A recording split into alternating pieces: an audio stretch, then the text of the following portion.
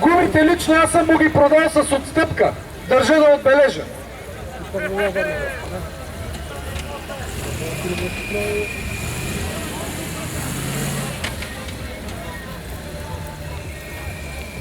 Два завиващи моста, голяма разправия. Единия наляво, единия надясно, разбери кой къде отива. Говорите!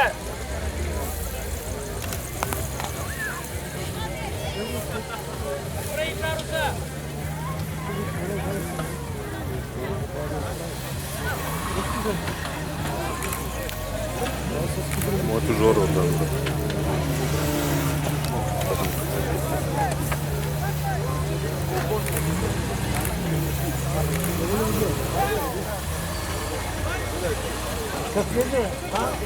Давам думата на Димитър Димитров да обяви крайното класиране в клас R, след което ще направим и награждаване.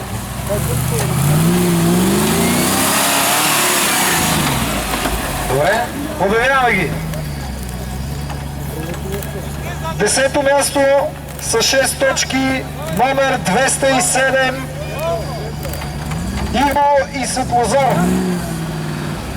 9-то място, номер 204,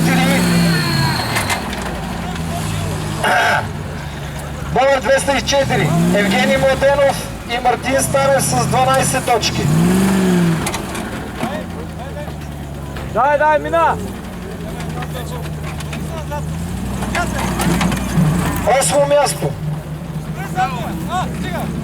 номер 212, Димитър Ничев и Цветан Цветанов с 24 точки.